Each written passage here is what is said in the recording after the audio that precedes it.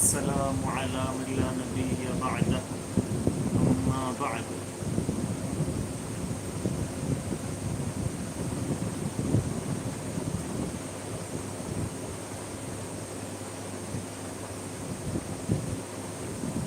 قال رسول الله صلى الله عليه وسلم: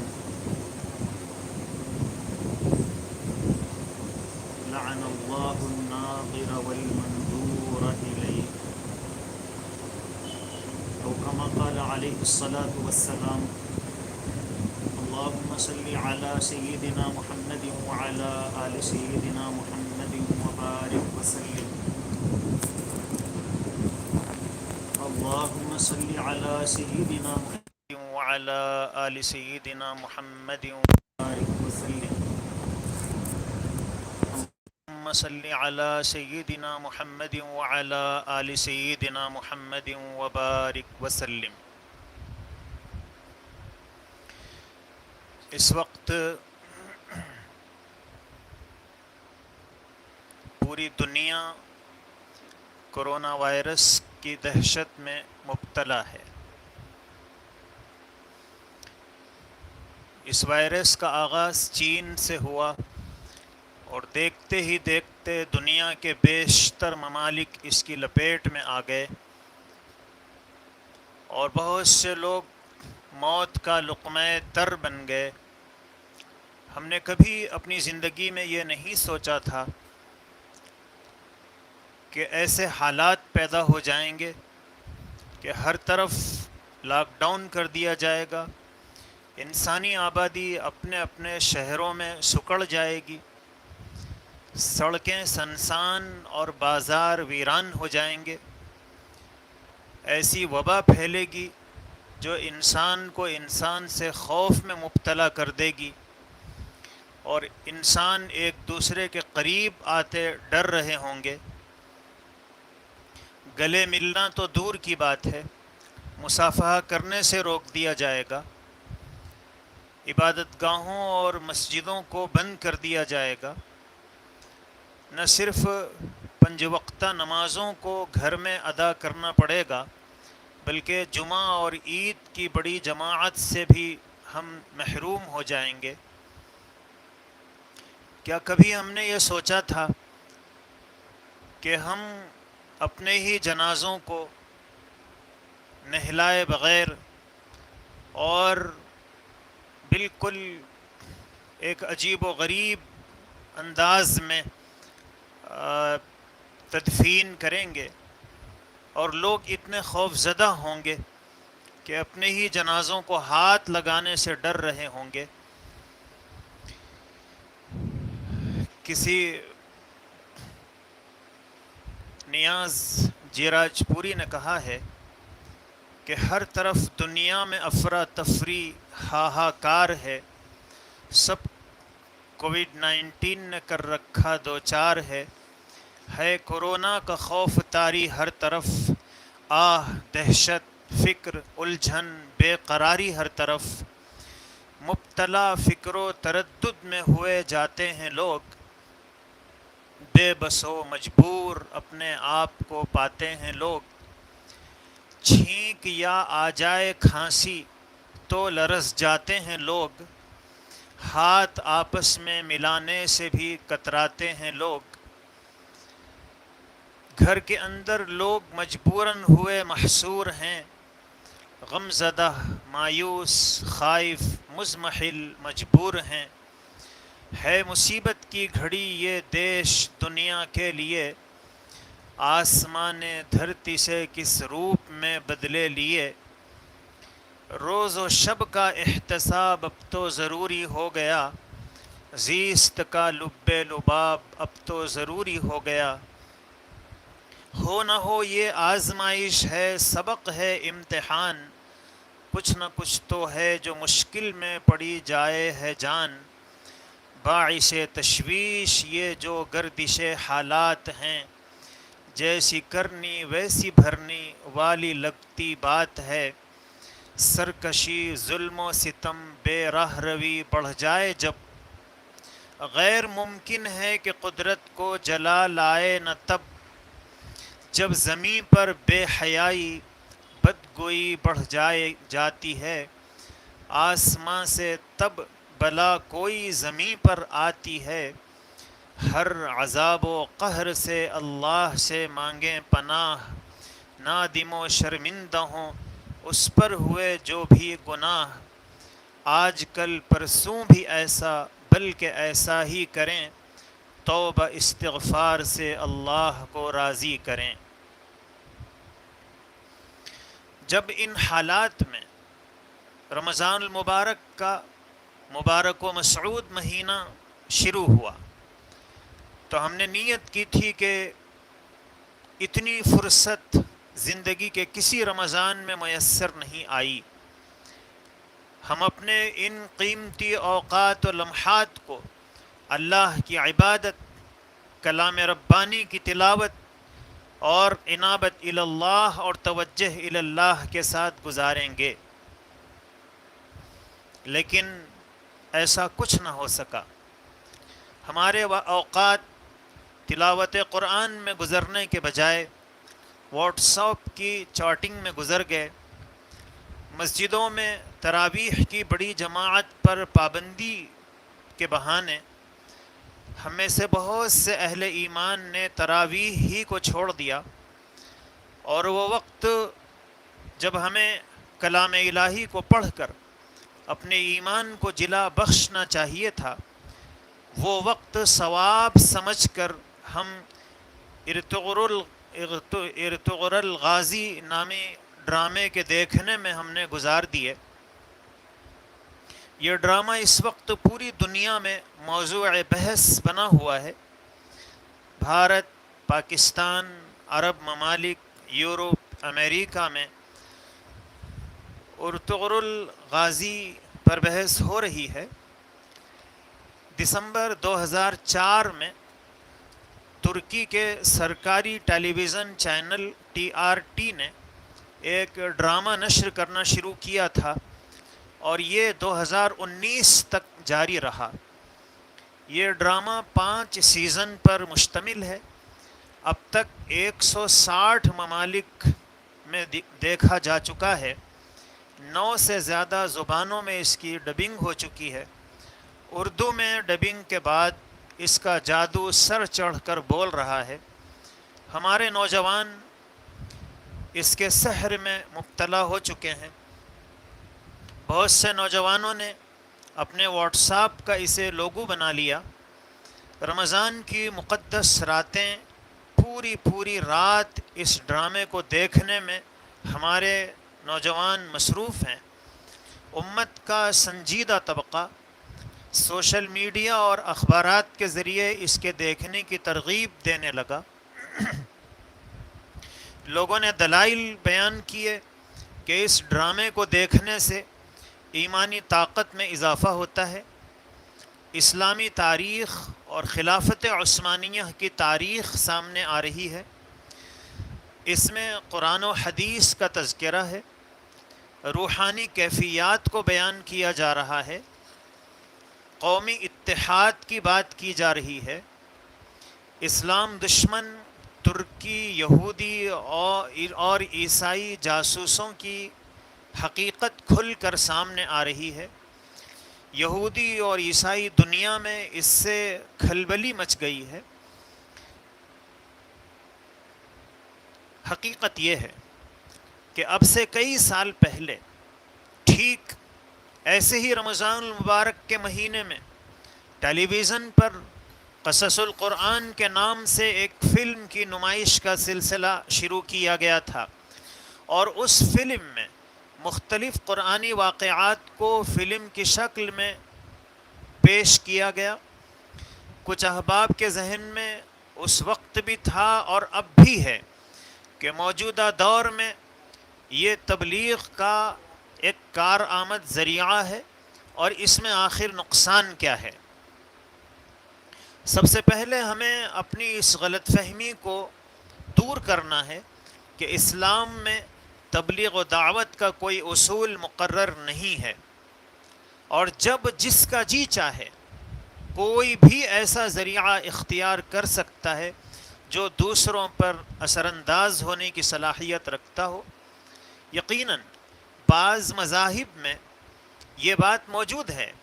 کہ وہ اپنے ماننے والوں کی تعداد بڑھانے کے لیے اچھے برے ہر طریقے کو نہ صرف جائز سمجھتے ہیں بلکہ اس پر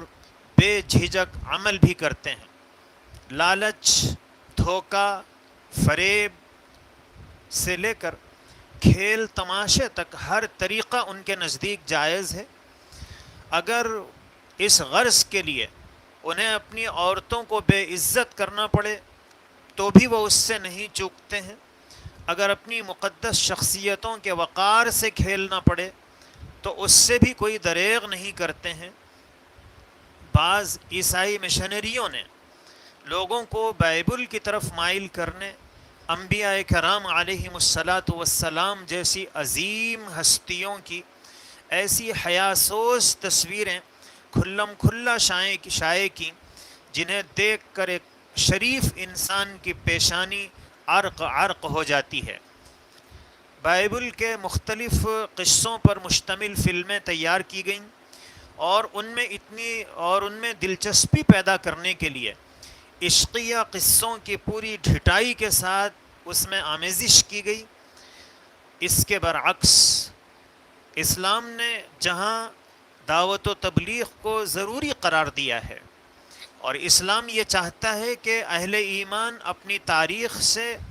بخوبی واقف ہوں اور اپنے ایمان کو اپنی تاریخ اور قرآنی آیات اور احادیث مبارکہ اور صحابہ کرام رضوان اللہ علیہم اجمعین کی زندگیوں کو جان کر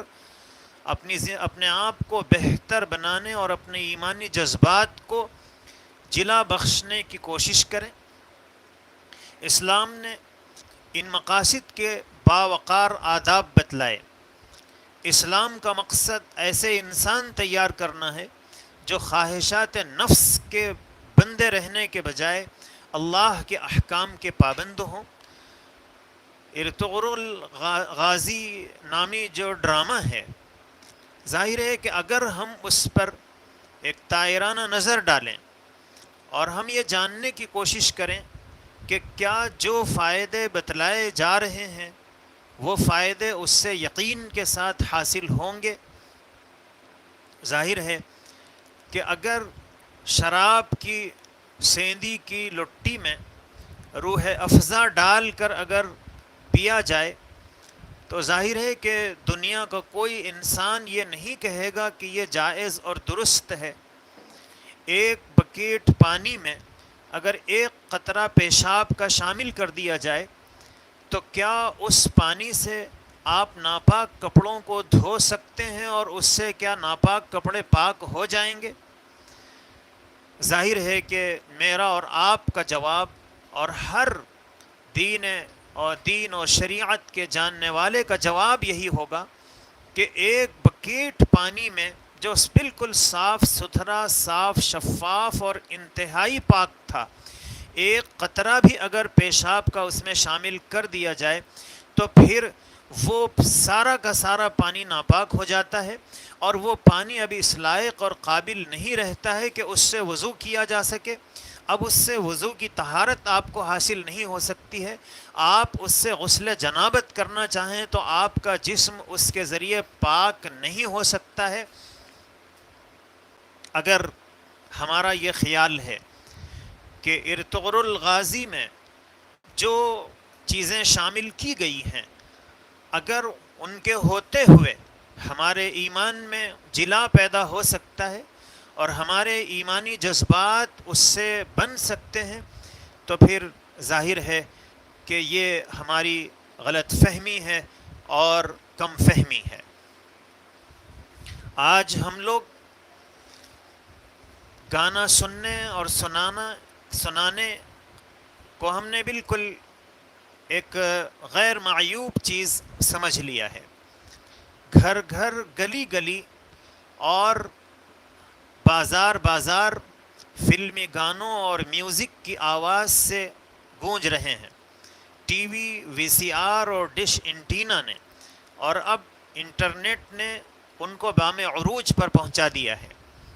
بعض لوگ شادی بیاہ کی تقریبات میں گانوں کی آواز بلند کر کے پورے محلے کو بلکہ سارے علاقے کو فلمی گانے، موسیقی اور میوزک سننے پر مجبور کر دیتے ہیں، چاہے اس وقت کوئی نماز پڑھ رہا ہو یا ذکر میں مشغول ہو یا مطالعے میں مصروف یا آرام کر رہا ہو، لیکن انہیں تو محلے اور علاقے والوں کو ایک ایک گانا یاد کرانا ہے۔ لوگ دکانوں، ہوٹلوں پر بلند آواز سے گانوں کی ریکارڈنگ لگا دیتے ہیں، بس اور کار والے دوران سفر گانا سننے اور سنانے کا سلسلہ جاری رکھتے ہیں۔ ایئرپورٹ اور ہوائی جہازوں میں ہلکی آواز سے موسیقی سنائی جاتی ہے۔ موبائل فونز میں میوزک والے رنگ ٹونز کے سننے کے ہم اتنے عادی ہو گئے ہیں کہ ہمارے دل سے میوزک کا گھناؤنا پن اور میوزک کی جو قباحت ہے وہ نکل گئی۔ ایک زمانہ تھا کہ کوئی غیر مسلم اپنی بارات گانے باجے کے ساتھ مسجد کے سامنے سے لے جاتا تو مسلمان اسے مسجد کی بے حرمتی سمجھتے تھے، لیکن آج انہی مسلمانوں کی اولاد عین نمازوں کے وقت مسجد کے سامنے فحش فلمی گانے بجاتے ہیں، لیکن انہیں اس کا کوئی احساس نہیں ہے۔ اب تو گانا گانے اور سننے کو روح کی غذا بتلا کر حلال قرار دینے کی فکر کی جا رہی ہے۔ رسول اکرم صلی اللہ علیہ وسلم کے زمانے سے لے کر آج تک ناچ گانا دشمنان اسلام کی وہ ٹھنڈی تلوار ہے جس کو انہوں نے ہمیشہ اسلام کو مٹانے اور اسلام کے حقیقی جذبات سے امت مسلمہ کو ٹھنڈا کرنے اور مسلمانوں کو تباہ کرنے کے لیے استعمال کیا ہے۔ اگر موسیقی یہ ہمارے ایمان کو جلا بخشنے کا ذریعہ بنتی تو اللہ کے پیغمبر علیہ الصلاۃ والسلام یہ نہ فرماتے کہ یشربن ناس من امتی الخمر، کہ میری امت میں کچھ لوگ شراب کو پیئیں گے، یسمونہا بغیر اسمہا، اور اس کے شراب کے علاوہ دوسرے نام رکھیں گے، یعرف علی رؤوسہم بالمعازف والمغنیات۔ اللہ کے حبیب صلی اللہ علیہ وسلم فرماتے ہیں کہ ان کے سروں پر ناچ گانے ہوں گے، لیکن جب ایسا ہوگا تو یخسف اللہ بہم الارض، اللہ انہیں زمین میں دھنسا دیں گے، ویجعل منہم القردۃ والخنازیر، اور ان میں سے کچھ لوگوں کو خنزیر اور بندر کی شکل میں تبدیل کر دیا جائے گا۔ حضرت عمران ابن حسین رضی اللہ عنہ روایت کرتے ہیں کہ رسول اللہ صلی اللہ علیہ وسلم نے فرمایا،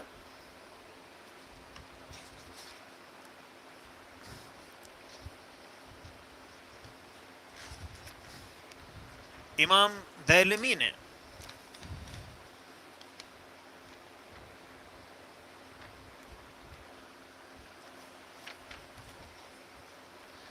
اللہ کے حبیب صلی اللہ علیہ وسلم نے فرمایا کہ فی هذه الامة خسف ومسخ ومزق، کہ اس امت میں لوگ زمین میں دھنس جائیں گے اور صورتیں بگاڑ دی جائیں گی، وقذف، اور پتھروں کی بارش کے واقعات ہوں گے۔ فقال رجل من المسلمین یا رسول اللہ، تو مسلمانوں میں سے صحابہ کرام میں سے ایک صاحب نے عرض کیا، اے اللہ کے رسول صلی اللہ علیہ وسلم، ومتی ذالک، یہ کب ہوگا؟ تو آپ نے فرمایا، اذا ظہرت القیان والمعازف، جب گانے والی عورتوں اور باجوں کا عام رواج ہو جائے گا۔ حضرت ابو ہریرہ رضی اللہ عنہ روایت کرتے ہیں کہ یمسخ قوم من امتی فی آخر الزمان قردۃ وخنازیر، اللہ کے رسول صلی اللہ علیہ وسلم نے فرمایا کہ میری امت کے کچھ لوگ آخری زمانے میں خنزیر اور بندر کی شکل میں تبدیل ہو جائیں گے۔ قالوا یا رسول اللہ امسلمون ہم، صحابہ کرام نے عرض کیا کہ اللہ کے رسول صلی اللہ علیہ وسلم کیا وہ مسلمان ہوں گے؟ قال نعم یشہدون ان لا الہ الا اللہ وانی رسول اللہ ویصومون، اللہ کے رسول صلی اللہ علیہ وسلم نے فرمایا کہ وہ لا الہ الا اللہ اور محمد الرسول اللہ کی گواہی دینے والے ہوں گے اور روزے رکھنے والے ہوں گے۔ صحابہ کرام نے عرض کیا فما بالہم یا رسول اللہ، اے اللہ کے رسول صلی اللہ علیہ وسلم آخر کیا وجہ ہوگی کہ انہیں اتنے سخت عذاب سے دوچار ہونا پڑے گا کہ انہیں خنزیروں اور بندروں کی شکل میں تبدیل کر دیا جائے گا؟ اللہ کے نبی صلی اللہ علیہ وسلم نے فرمایا کہ اتخذوا المعازف والقینات والدفوف، کہ وہ روزے رکھ رہے ہوں گے لیکن گانے بجانے کے آلات سے اور دف اور اس طرح کی لہو و لعب کی چیزوں سے وہ پرہیز نہ کر رہے ہوں گے۔ وَشَرِبُوا هَذِهِ الْأَشْرِبَةِ، اور حضور نے فرمایا کہ وہ یہ جو شراب ہے، نشہ آور مشروبات ہیں، ان کو پیئیں گے۔ اللہ کے رسول صلی اللہ علیہ وسلم فرماتے ہیں کہ ان گانے اور بجانے اور میوزک کی چیزوں کے سننے اور سنانے کی وجہ سے، چاہے وہ روزے رکھنے والے ہوں، کلمہ شہادت کے پڑھنے والے ہوں، فباتوا علی شرابہم ولہوہم، اللہ کے رسول صلی اللہ علیہ وسلم فرماتے ہیں کہ وہ اپنے شراب اور یہ لہو و لعب کے مشغلوں میں رات گزاریں گے۔ فاصبحوا وقد مسخوا، اللہ کے رسول صلی اللہ علیہ وسلم نے فرمایا کہ اس حال میں وہ صبح کریں گے کہ ان کی صورتیں مسخ ہو چکی ہوں گی۔ حضرت علی ابن ابی طالب رضی اللہ عنہ کی یہ حدیث ہمیں معلوم ہونی چاہیے۔ اللہ کے رسول صلی اللہ علیہ وسلم نے فرمایا اذا فعلت امتی 15 خصلۃ، کہ میری امت میں جب 15 طرح کی برائیاں پیدا ہوں گی، حلت بہ البلاء، بلا مصیبت اور پریشانیاں ان پر نازل ہوں گی۔ آج جو کرونا وائرس کے نام سے جس بلا اور مصیبت میں ہم گرفتار ہیں، اور جس کی وجہ سے نہ صرف انسانیت بلکہ مسلمان اور سارے انسان سبھی پریشان ہیں، اللہ کے رسول صلی اللہ علیہ وسلم فرماتے ہیں کہ اس طرح کی بلائیں اور مصیبتیں انسانوں پر کب نازل ہوتی ہیں؟ اللہ کے نبی صلی اللہ علیہ وسلم نے 15 صفات بتلائیں، اور انہی میں سے وفیہ واتخذ القیان والمعازف، کہ جب گانے والی عورتیں اور باجے عام ہو جائیں گے اور لوگ انہیں شوق سے دیکھ رہے ہوں گے، شوق سے سن رہے ہوں گے، اللہ کے رسول صلی اللہ علیہ وسلم نے فرمایا کہ اس وقت بلائیں اور مصیبتیں آسمان سے نازل ہوں گی۔ حضرت ابن عباس رضی اللہ عنہ فرماتے ہیں کہ الکوبۃ حرام، تبل حرام ہے، والدن حرام، اور شراب حرام ہے، والمزامیر حرام، اور بانسریاں بجانا حرام ہے۔ حضرت علی رضی اللہ عنہ فرماتے ہیں کہ رسول اللہ صلی اللہ علیہ وسلم نے فرمایا بعثت بکسر المزامیر، کہ میں بانسریاں اور آلات موسیقی، میوزک کے جو آلات ہیں، ان کو توڑنے کے لیے بھیجا گیا ہوں۔ نبی رحمت صلی اللہ علیہ وسلم جس کو توڑنے اور مٹانے کے لیے تشریف لائے، اور ہم اسے سن کر اپنے اس رسول پر ایمان کو کیا تازہ کر سکتے ہیں؟ کیا ایسا ہو سکتا ہے؟ حضرت عبداللہ بن مسعود رضی اللہ عنہ فرماتے ہیں کہ ان النبی صلی اللہ علیہ وسلم سمع رجلا یتغنى من اللیل، اللہ کے رسول صلی اللہ علیہ وسلم نے ایک آدمی کو دیکھا کہ وہ رات میں گانا گا رہا ہے، گانے کی آواز سنی آپ نے، فقال لا صلاة له، لا صلاة له، اللہ کے رسول صلی اللہ علیہ وسلم نے فرمایا کہ اس گانا گانے والے کی نماز قبول نہیں ہوتی ہے، ایسے لوگوں کی اللہ نماز قبول نہیں فرماتے ہیں۔ حضرت ابو ہریرہ رضی اللہ عنہ کہتے ہیں کہ رسول اللہ صلی اللہ علیہ وسلم نے فرمایا استماع الملاہی، گانا بجانا سننا، معصیت گناہ ہے، والجلوس علیہا فسق، اور جہاں گانا گایا جا رہا ہے، میوزک بجائی جا رہی ہے، اللہ کے رسول صلی اللہ علیہ وسلم نے فرمایا کہ وہاں بیٹھنا یہ فسق ہے، یہ گناہ ہے، والتلذذ بها کفر، اور اس سے لطف اندوز ہونا کفر ہے۔ اللہ نے یہ جو ہمارے کان اور آنکھیں ہمیں عطا فرمائی ہیں، یہ جو محسوس کرنے والا دل اور سوچنے والا دماغ اللہ نے عطا فرمایا ہے. یہ نعمتیں اللہ نے اس لیے دی تھیں کہ ہم ان سے قرآن مجید کو دیکھیں، ان کانوں سے ہم قرآن مجید کو سنیں، اور اس ذہن اور اس دل سے قرآن کریم کے مضامین اور رسول اللہ صلی اللہ علیہ وسلم کی سیرت کے واقعات کو سمجھنے کی کوشش کریں. جب ہم ان اعضاء کو احکامات الہیہ پر عمل کرنے کے بجائے اگر ان اعضاء کو ہم گانے سننے اور میوزک کے سننے میں استعمال کریں تو ظاہر ہے کہ یہ کفران نعمت ہے، یہ اللہ کی دی ہوئی نعمت کی ناقدری اور ناشکری ہے. اللہ کے رسول صلی اللہ علیہ وسلم نے فرمایا کہ اس سے لطف اندوز ہونا یہ کفر ہے، یہ ناشکری ہے. حضرت عبداللہ بن مسعود رضی اللہ عنہ فرماتے ہیں کہ نبی صلی اللہ علیہ وسلم نے فرمایا الغناء ينبت النفاق فی القلب، کہ یہ جو میوزک ہے، گانا ہے، یہ دل میں نفاق پیدا کرتا ہے. کما ينبت الماء البقل، جس طرح پانی کھیتی کو اگاتا ہے. دارمی نے روایت کیا ہے کہ رسول اللہ صلی اللہ علیہ وسلم نے فرمایا الغناء واللہو ينبتان النفاق فی القلب کما ينبت الماء العشب، کہ یہ جو گانا ہے اور انسان کو اللہ سے اور ضروری کاموں سے غافل کر دینے والے جو سیریلز اور ڈرامے ہیں اور جو اس طرح کے پکچرز ہیں، ينبتان النفاق فی القلب، یہ دل میں نفاق کو اگاتے ہیں. کما ينبت الماء العشب، جس طرح پانی گھاس کو اگاتا ہے. اور اللہ کے رسول صلی اللہ علیہ وسلم نے فرمایا والذی نفسی بیدہ، اس اللہ کی قسم جس کے قبضے میں میری جان ہے، ان القرآن والذکر لینبتان الایمان فی القلب، کہ قرآن اور اللہ کی یاد اور اللہ کا ذکر یہ ایمان کو دل میں اگاتے ہیں. ان سے ایمان کو جلا ملتی ہے، ان سے ایمان میں بڑھوتری پیدا ہوتی ہے، اس سے ایمانی کیفیات اور روحانی کیفیات حاصل ہوتی ہیں. اللہ کے رسول صلی اللہ علیہ وسلم نے فرمایا کما ينبت الماء العشب، جس طرح پانی گھاس کو اگاتا ہے، قرآن اور اللہ کا ذکر یہ دل میں ایمان کو اگاتا ہے اور ایمان کو میں اضافہ کرنے کا سبب بنتا ہے. قرآن اور ذکر یہ عفت و پاک دامنی کا حکم دیتا ہے، اور بدنظری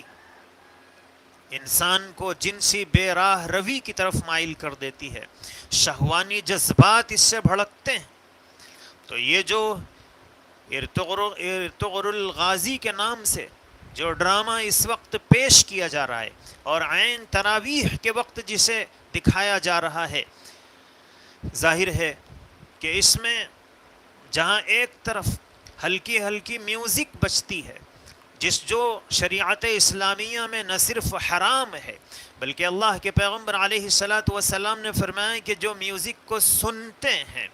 تو پھر اللہ تعالیٰ انہیں خنزیر اور بندروں کی شکل میں تبدیل کر دیں گے، ان کے دل میں اس سے نفاق پیدا ہوگا. اب ظاہر ہے کہ ہم ارطغرل الغازی کے نام سے میوزک سن رہے ہوں اور پھر اس سے ہمارے ایمان میں اضافہ ہو جائے، یہ کیسے ہو سکتا ہے؟ اللہ کے رسول صلی اللہ علیہ وسلم فرما رہے ہیں نفاق بڑھے گا اور ہم سمجھ رہے ہیں کہ ایمان میں اضافہ ہو رہا ہے.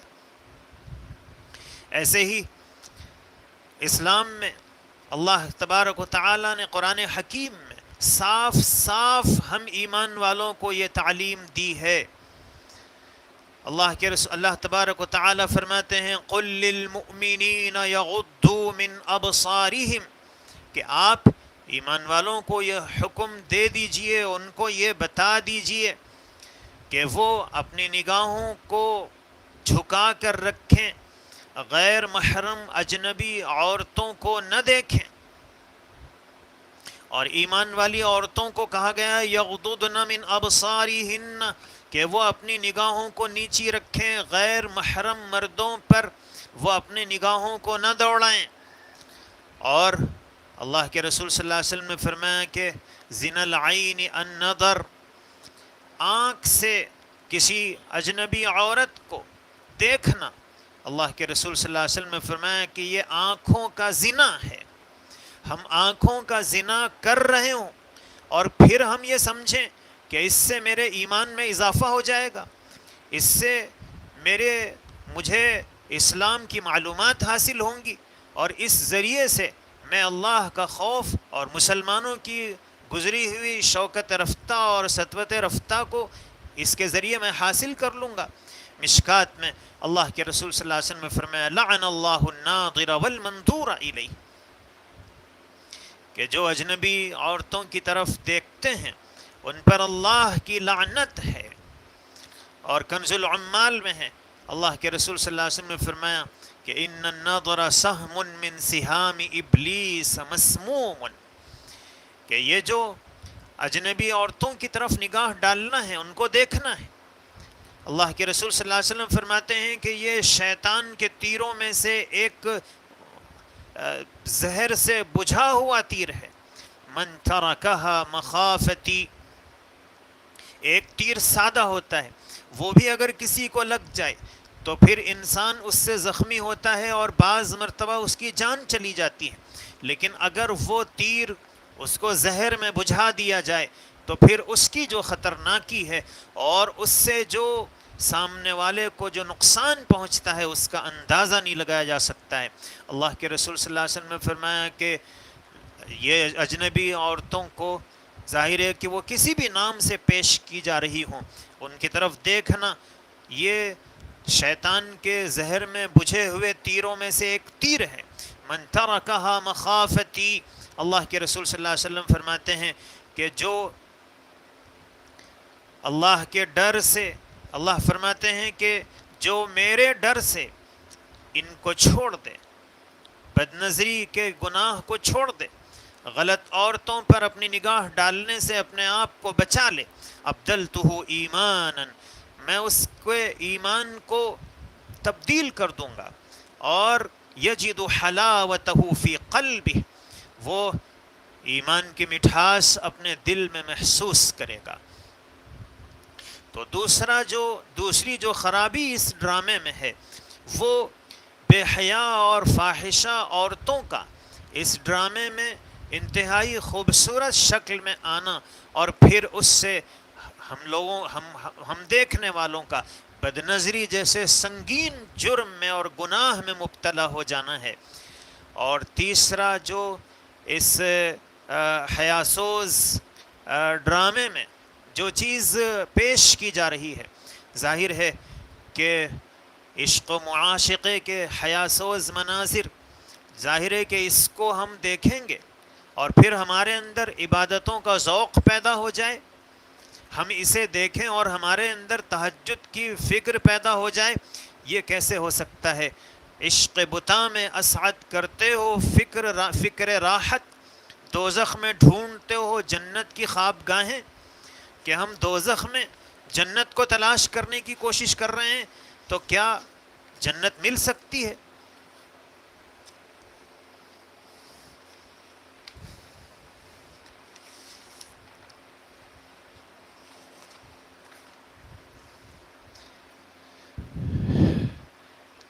چوتھی جو خرابی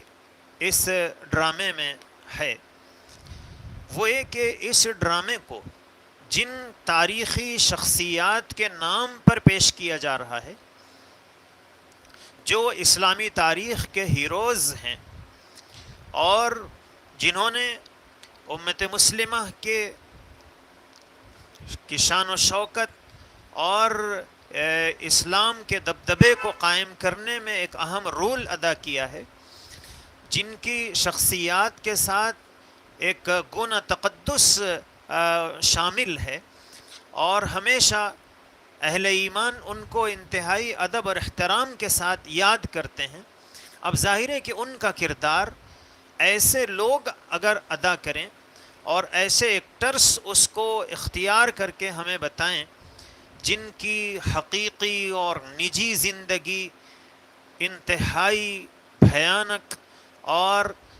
بے پردگی، ننگے پن، عریانیت اور فحاشیت پر مبنی ہو، ظاہر ہے کہ جب کوئی ہم ان شخصیات کو ان کے آئینے میں دیکھنے کی کوشش کریں گے تو کیا اس ڈرامے سے ہمارے جذبات وہ بن سکتے ہیں جو صحابہ کرام کے واقعات کو سننے سے اور پڑھنے سے بنتے ہیں، جو تاریخ میں اسلامی ہیروز کے واقعات اور حالات کو پڑھنے سے بن سکتے ہیں؟ ظاہر ہے کہ اس میں تو یہ جو شوٹنگ کرنے والے بے حیا اور بے شرم لوگ ہیں، ان جیسے ہی کیفیات ہمارے اندر پیدا ہوں گی کہ ہم بھی صرف ایکٹر بنیں گے، اور ہماری جو حقیقی زندگی ہے وہ بھی انہی کی طرح بالکل بے حیائی کو اپنے اندر سمیٹے ہوئی ہوگی۔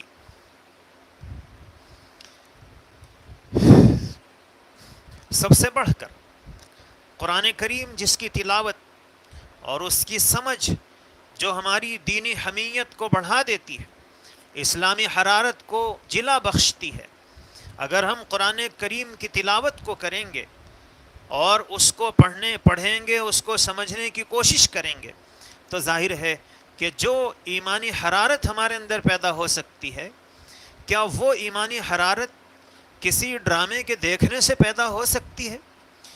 لوگ سمجھتے ہیں کہ اس ڈرامے کی وجہ سے اسلام دشمن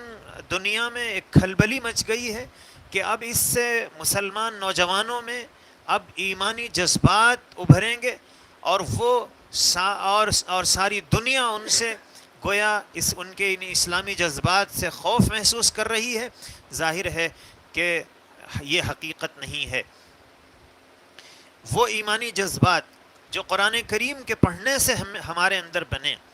وہ ایمانی جذبات جو اللہ کے پیغمبر علیہ الصلاۃ والسلام کی سیرت کے مطالعے اور اسے اپنی زندگی میں داخل کرنے سے بنیں گے، وہ جذبات جو صحابہ کرام کی زندگیوں اور ان کے حالات کو پڑھنے اور اپنے آپ کو ان جیسا بنانے پر بنیں گے، اور ظاہر ہے کہ وہ کسی ڈرامے کو دیکھنے اور کسی فلم کے دیکھنے سے وہ جذبات نہیں بن سکتے ہیں۔ کیا کوئی سیریل ہمیں وہ جذبات عطا کر سکتا ہے جو نماز تراویح ہمارے اندر پیدا کرتی ہے؟ کیا قرآن کریم کی تلاوت اور احادیث مبارکہ کا پڑھنا ہمیں جو جذبات فراہم کرتا ہے وہ جذبات یہ سیریلز فراہم کر سکتے ہیں؟ حقیقت یہ ہے کہ نہیں ہے، لیکن کبھی تو ڈر بھی لگتا ہے کہ وبا کے اس دور میں ہمارا نوجوان طبقہ اس قدر بے حس ہو چکا ہے کہ پورے رمضان کی بے حرمتی کر رہا ہے۔ رمضان کی مقدس راتیں جو عبادت کے لیے بنائی گئی ہیں، ان کو اس طرح کے سیریلز اور اس طرح کی بے حیا اور فاحشہ عورتوں کو دیکھنے میں وہ خرچ کر رہا ہے، اور پوری قوم پر جو اس وقت کوارنٹائن نافذ ہو چکا ہے اور لوگ کوارنٹائن کی وجہ سے ذہنی اذیتوں کا سامنا کر رہے ہیں، جگہ جگہ مسلمانوں پر حملے ہو رہے ہیں، اور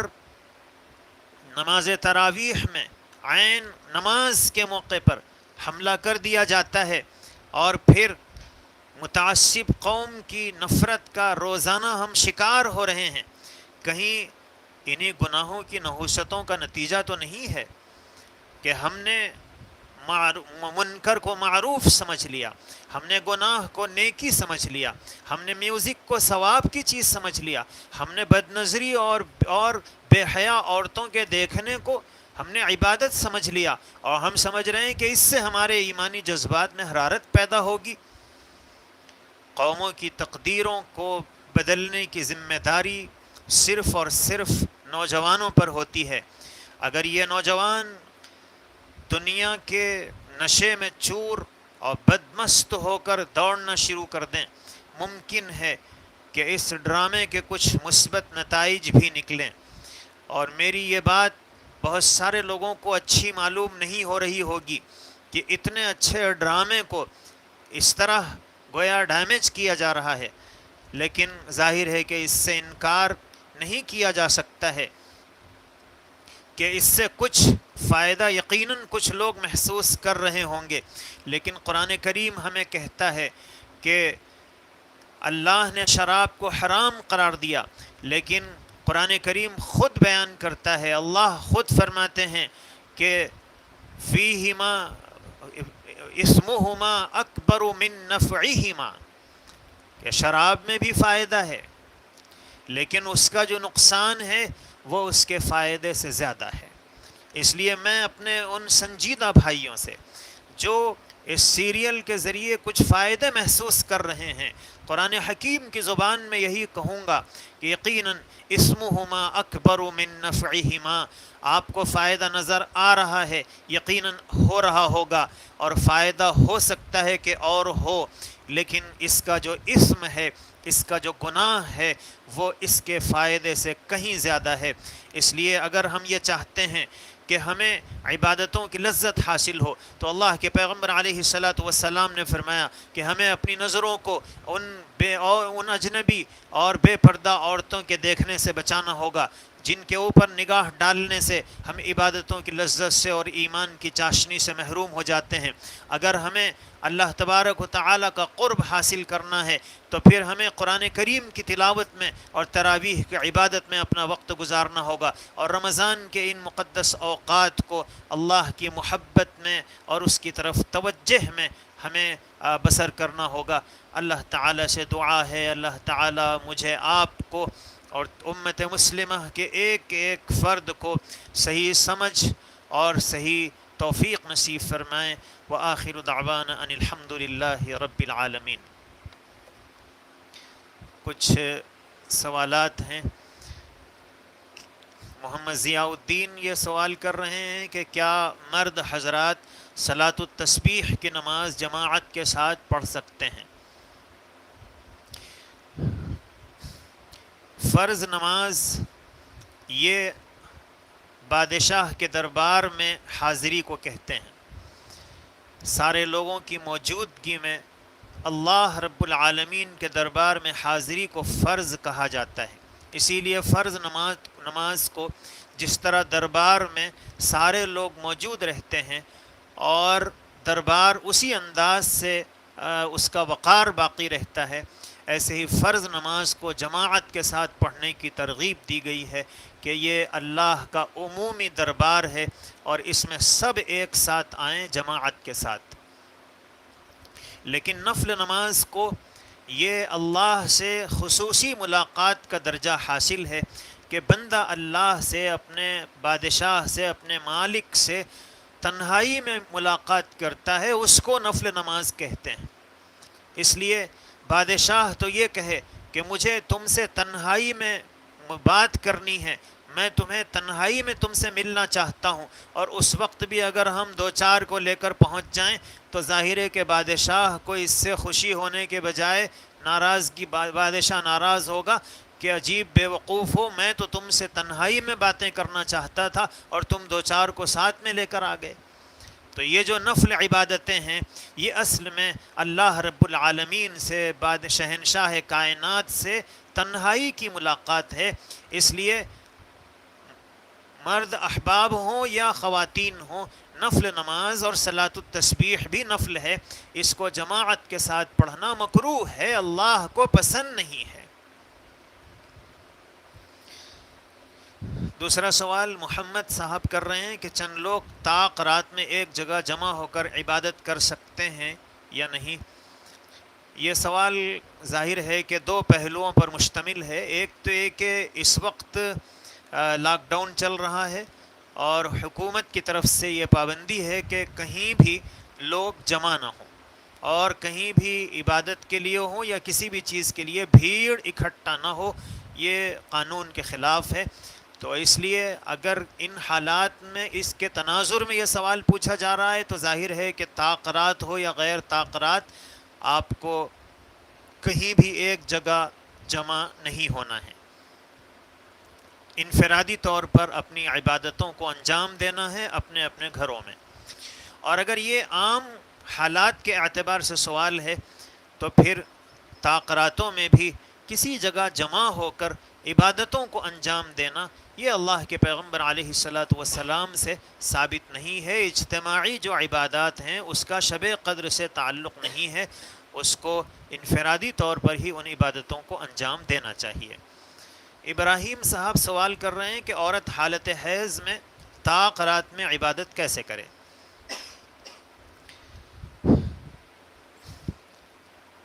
عورت کو ناپاکی کی حالت میں نماز پڑھنے اور قرآن کریم کے پڑھنے سے، اس کی تلاوت سے روک دیا گیا ہے۔ باقی قرآن کریم کی تلاوت اور نماز کے علاوہ باقی جو عبادتیں ہم یہاں انجام دیتے ہیں، ذکر کا کرنا ہے، تسبیحات کا پڑھنا ہے، دعاؤں کا کرنا ہے، اور ظاہر ہے کہ اس سے روکا نہیں گیا ہے۔ اس لیے جو عورتیں ناپاکی کی حالت میں ہوں وہ اپنا وقت اللہ کے ذکر میں اور تسبیحات کے پڑھنے میں اور دعاؤں کے کرنے میں خرچ کریں۔ اور سیدہ عائشہ صدیقہ رضی اللہ عنہا نے جب پوچھا تھا کہ اللہ کے رسول صلی اللہ علیہ وسلم اگر مجھے شب قدر مل جائے تو میں کیا کروں، تو اللہ کے رسول صلی اللہ علیہ وسلم نے دعا ہی سکھائی تھی کہ تم دعا کرو اللہم انک عفو کریم تحب العفو فاعف عنی۔ تو پتہ چلا کہ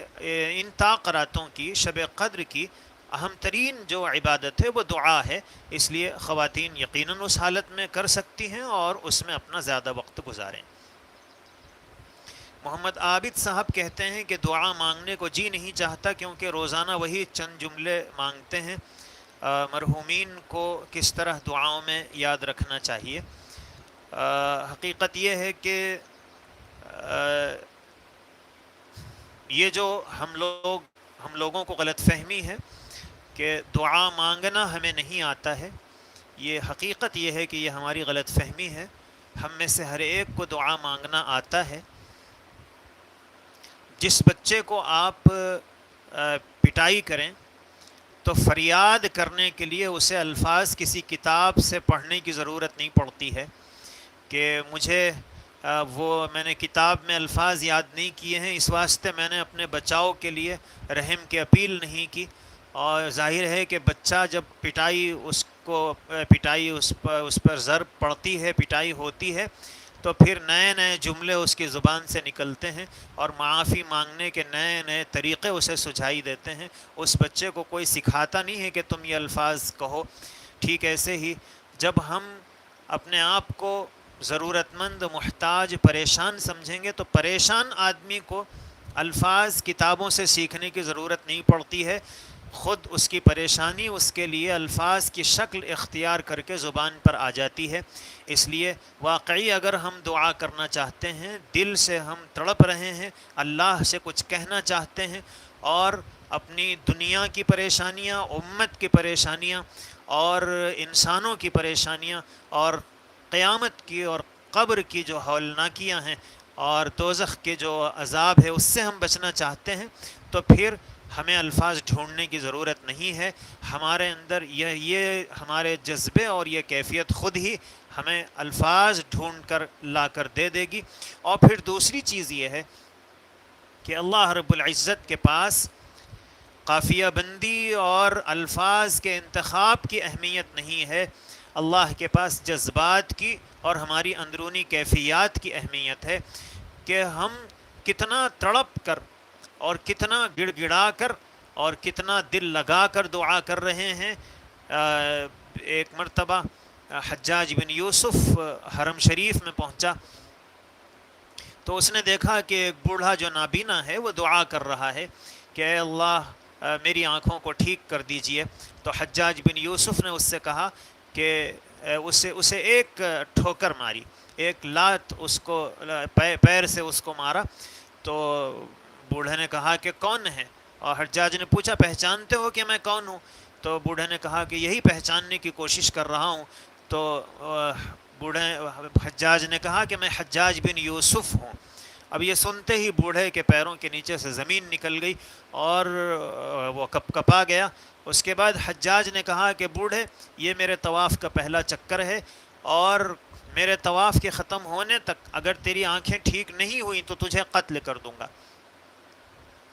اب یہ کہہ کر اس نے پولیس کو بھی وہاں متعین کر دیا اور طواف کے لیے چلا گیا۔ تو اب بوڑھا بھاگ بھی نہیں سکتا تھا، جا بھی نہیں سکتا تھا، اور ایک ایسے ظالم نے اسے قتل کی دھمکی دی جس نے کئی بے گناہ لوگوں کو قتل کیا تھا۔ تو اب جو بوڑھا اس نے دعائیں شروع کی تو اس کے دعا کا انداز بدل گیا، اور اب اس نے جو دعائیں کی اس نے کہا کہ اے اللہ اب تک آنکھ کا مسئلہ تھا، اب جان کا مسئلہ ہے۔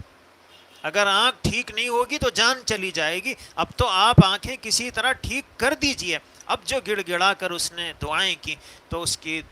حجاج کے طواف ختم ہونے سے پہلے بوڑھے کی آنکھیں اچھی ہو گئیں. اور جب حجاج واپس ہوا اور اس نے دیکھا کہ بوڑھے کی آنکھ اچھی ہو گئی ہے تو اس نے کہا کہ وہ بوڑھے تو پہلے جس طرح دعا کر رہا تھا اگر اسی طرح دعا کرتا تو پھر کبھی تیری آنکھ ٹھیک نہ ہوتی، لیکن میرے دھمکی دینے کے بعد تو نے جس طرح دعائیں کی ہیں یہ دعائیں قبول ہوتی ہیں. اسی لیے اللہ کے نبی صلی اللہ علیہ وسلم کی احادیث مبارکہ سے معلوم ہوتا ہے کہ دعا کرتے وقت رو، اور اگر رونا نہ آئے تو رونے کی صورت بناؤ. اور اللہ کے رسول صلی اللہ علیہ وسلم نے فرمایا کہ دعا کرو یقین کے ساتھ، الفاظ کی اہمیت نہیں ہے، ہمارے اندر کی کیفیات اور جذبات کی اہمیت ہے. ایسے ہی ایک سوال یہ ہے کہ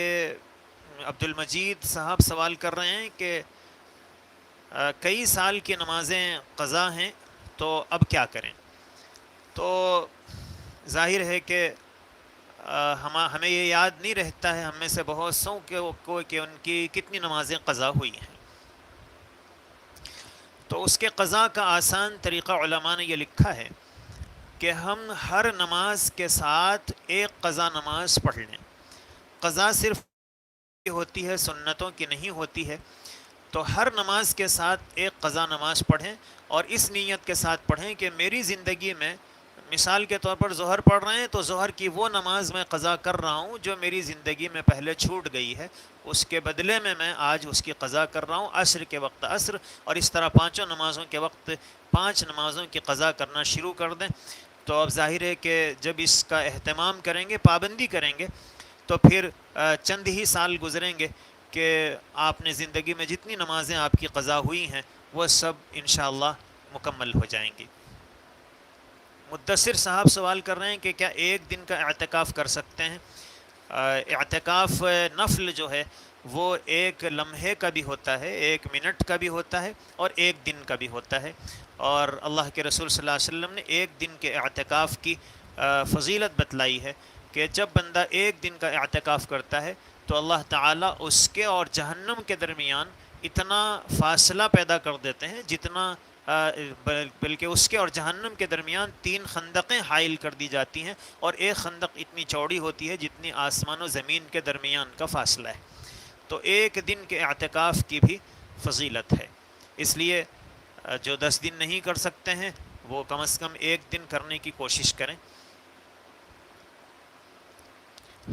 سید ادریس صاحب یہ سوال کر رہے ہیں کہ شب قدر میں عشاء اور فجر کی نماز جماعت سے پڑھنے سے پوری رات نماز پڑھنے کا ثواب ملتا ہے. شب قدر ہی میں نہیں بلکہ سال بھر آپ جب بھی عشاء کی نماز جماعت کے ساتھ اور فجر کی نماز جماعت کے ساتھ پڑھیں گے تو رات بھر عبادت کرنے کا ثواب ملتا ہے. اور شب قدر میں پڑھیں گے تو ظاہر ہے کہ شب قدر میں عبادت کا ثواب ملے گا. تو یہ سوال کر رہے ہیں کہ اب ہم گھر میں نماز پڑھ رہے ہیں تو ثواب کیسے ملے گا؟ آپ نے خود اپنے سوال میں وضاحت کی ہے کہ مسجد میں نماز پڑھنے، عشاء کی نماز جو مسجد میں پڑھے اور فجر کی نماز جو مسجد میں پڑھے تو اسے رات بھر عبادت کا ثواب ملتا ہے. آپ نے اپنے سوال میں یہ ذکر نہیں کیا ہے. آپ نے بتایا ہے کہ عشاء اور فجر کی نماز جماعت سے پڑھنے پر، اور ظاہر ہے کہ گھر میں بھی اگر آپ جماعت سے پڑھ لیں گے تو جماعت سے پڑھنا ہے اور انشاءاللہ پوری رات عبادت کا ثواب ملے گا. اللہ تعالی ہم سب کو توفیق عمل نصیب فرمائے. وآخر دعوانا ان الحمد للہ رب العالمین.